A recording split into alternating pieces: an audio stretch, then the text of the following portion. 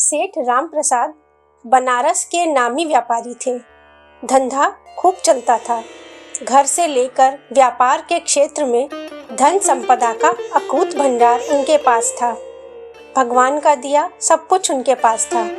व्यापार था, नाम था, शोहरत थी और एक बहुत प्यारा परिवार था। उनके घर में उनकी बेटी का बहुत मान था, सुमन, जो माता पिता की बहुत लाडली थी।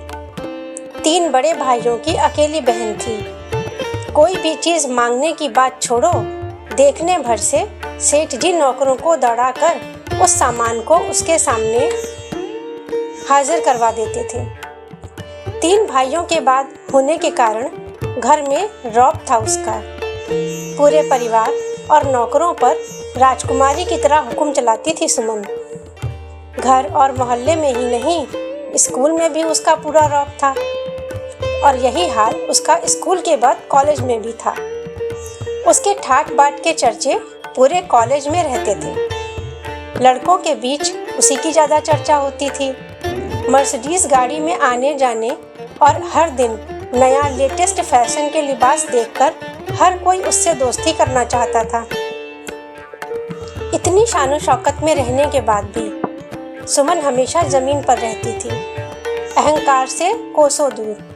उसका स्वभाव भी बहुत सरल था, इसलिए वह हर वर्ग के छात्रों के बीच सरलता से घुल मिल जाया करती थी। कॉलेज की पढ़ाई पूरी होने पर सेठ रामप्रसाद ने अपने जान पहचान के एक रईस खानदान में उसकी शादी की बात चलाई। उस खानदान को तो जैसे इसी बात का इंतजार था और इसीलिए शादी की बात तुरंत मान ली गई। सुमन ने भी कोई नानुकर नहीं की और सेठ जी की पसंद पर अपनी मुहर लगा दी। लड़के का नाम राघव था, जो विदेश में पढ़ा लिखा था और काफी समझदार था। तय समय पर सुमन और राघव की शादी खूब धूमधाम से हुई और सुमन पीहर को छोड़कर अपने ससुराल आ गई। थोड़े ही दिनों में उसने अपने स्वभाव से और मिलनसारिता से ससुराल वालों का दिल जीत लिया। जल्दी ही वह वहाँ भी सबकी लाडली बहू बन गई। कुछ दिनों बाद भगवान ने उसकी गोद भर दी और उसने एक बहुत ही प्यारे बेटे अंकित को जन्म दिया। सुंदर पोता पाकर सुमन के ससुराल वाले फूले नहीं समाते थे। सुमन कभी कभी सोचती कि उसकी किस्मत कितनी अच्छी है। उसका हर अपना उसे कितना प्यार करता है। चाहे जीवन में कैसा भी समय आए, मेरे अपने हमेशा मेरे साथ हैं और रहेंगे। मैं कभी अकेली नहीं हो सकती। पर उसे क्या पता था कि उसकी सोच के उलट नियति ने उसके लिए कुछ रच रखा था। शायद सुमन की खुशियों को किसी की नज़र लग गई। एक दिन राघव और अंकित के साथ कार में जब वह घूमने जा रही थी तो रॉन्ग साइड से आती एक तेज कार से उसकी कार का भीषण एक्सीडेंट हो गया। तीनों बुरी तरह से जख्मी हो गए। रोड पर साथ में चल रही पुलिस पेट्रोलिंग वालों ने अपनी गाड़ी में उन तीनों को पास के एक बड़े अस्पताल में पहुंचाया। दुर्घटना की खबर सोशल मीडिया के जरिए आग की तरह से वायरल हुई, जिसके चलते सेठ रामप्रसाद और ससुराल वालों को खबर हुई और वो सब भी अस्पताल में पहुंच गए। काफ़ी दिनों के इलाज के बाद राघव और अंकित को तो जो शारीरिक चोटें लगी थी ठीक हो गई, परंतु आँख और माथे पर लगी सुमन की चोट एंटीबायोटिक्स और दूसरी दवाओं से भी ठीक नहीं हो रही थी और वो बराबर कोमा में थी। 4 दिनों बाद जब उसे होश आया तो उसे कुछ दिखाई नहीं दे रहा था। शहर के नामी डॉक्टर ने जांच करके बताया कि सुमन की आंखों की रोशनी चली गई है, जिसके वापस आने की संभावना बहुत ही कम है। कुछ दिनों तक अस्पताल में रहने के बाद सुमन वापस ससुराल आ गई। सुमन को न जाने क्यों लगने लगा ससुराल में जो कद्र उसकी पहले वक्त थी वह अब नहीं रही। मायके वाले भी कुछ दिनों तक मिलने आते रहे, फिर कभी कभार फोन ही करके हालचाल पूछ लेते थे कि अब कैसी हो। धीरे धीरे ये सिलसिला भी कम हो गया।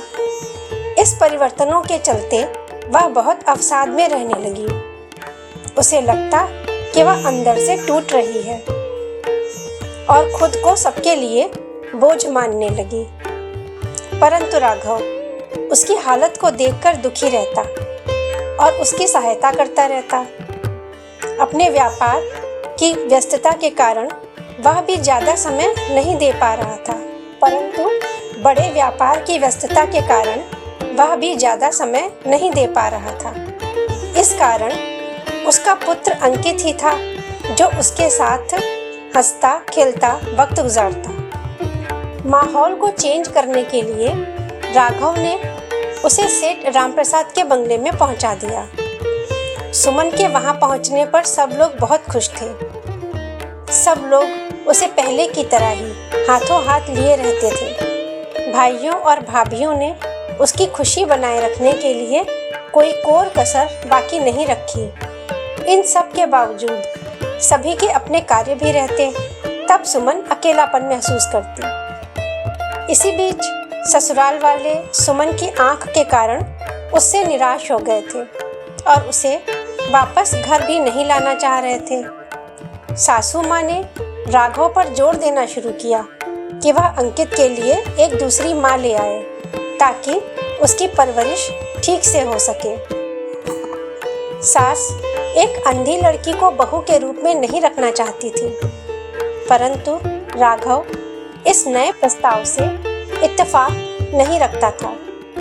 उसने निश्चय किया कि वो सुमन की आंखों का इलाज करा के उसकी रोशनी वापस लाएगा और अपने घर में उसका पुराना सम्मान भी वापस देगा। अपनी इस योजना को अमली जामा पहनाने के लिए वह सुमन को माँ के विरोध के बावजूद वापस घर ले आया। उसने सुमन के लिए एक आया भी रख दी जो केवल उसकी देखभाल करती। राघव खुद भी व्यापार से समय निकालकर उसके साथ समय व्यतीत करता।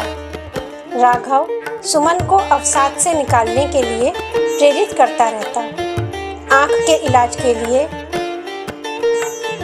शहर के नामी आई सर्जनों के क्लिनिकों के चक्कर काटता। जल्दी ही उसकी कोशिशों ने अपना रंग दिखाया। एक बड़े नेत्र सर्जन ने कई परीक्षणों के बाद राघव को बताया कि हम सुमन का एक ऑपरेशन करेंगे।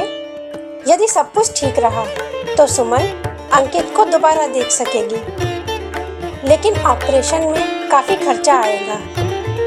राघव ने जब यह बात अपनी माँ को बताया तो वह विरोध करने लगी कि व्यर्थ में खर्चा बढ़ाने का क्या ज़रूरत है। डॉक्टर स्वयं कह रहे हैं कि आँख की रोशनी आने के केवल 25% ही संभावना है। पर राघव माँ की बातों में नहीं आया और वह अपनी योजना पर आगे बढ़ता रहा। तय दिन पर सुमन का ऑपरेशन हुआ और डॉक्टर ने बताया कि 10 दिनों के बाद पट्टी खोलने पर रोशनी के बारे में पता चलेगा। इस बीच राघव भगवान के मंदिर जाकर प्रार्थना करता रहा। 10 दिनों के बाद वह दिन आया जब डॉक्टर ने पट्टी उतारी तो सुमन को लगा कि वह आसपास की चीज़ों को धुंधला सा देख पा रही है। डॉक्टर ने बताया कि यह अच्छा संकेत है। सुमन की आंखों की रोशनी लौटने का यह शुभ संकेत है। सुमन के परिवार वालों ने राघव के प्रति अपना आभार व्यक्त किया कि उसकी मेहनत और लगन के कारण ही उनकी बेटी वापस देख पाने में सक्षम हो सकी है। दोस्तों, ये कहानी आपको कैसी लगी? अगर अच्छी लगी है तो इसे लाइक करें और कमेंट बॉक्स में जाकर अपने विचार ज़रूर लिखें। साथ ही हमारे इस चैनल को सब्सक्राइब भी करें और नोटिफिकेशन बेल भी दबाएं ताकि आने वाली सभी कहानियों की सूचना आपको जल्दी से मिल सके।